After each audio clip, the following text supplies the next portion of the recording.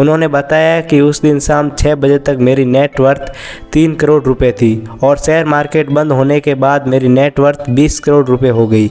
और इसके बाद जब रात को वह पहुंचे तो उन्होंने अपनी पत्नी को कहा,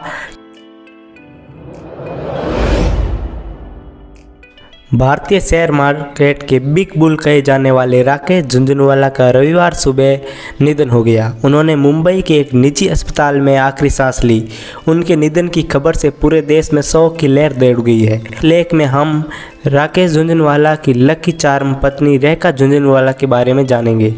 राकेश झुंझुनवाला ने साल 1985 में ट्रेडिंग की शुरू की थी और उनके 2 साल बाद उन्होंने 1987 में रेखा से शादी की थी। दरअसल ये उस समय की बात है जब राकेश ट्रेडिंग करना सीख रहे थे।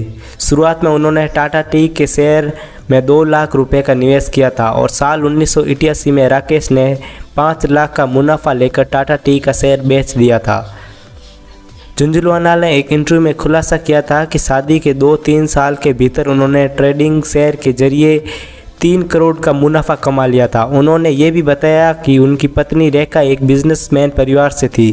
रेखा के घर में लग्जरी और सुविधा की सभी चीज़ें थी। राकेश झुंझुनवाला ने आगे बताया था कि शादी के बाद जब रेखा मेरे घर आई तो मेरे घर में एसी तक नहीं था। तब रेखा ने उनसे पूछा कि अपने घर में एसी कब लगेगा। उस समय रेखा के इस सवाल का राकेश झुंझुनवाला के पास कोई जवाब नहीं था।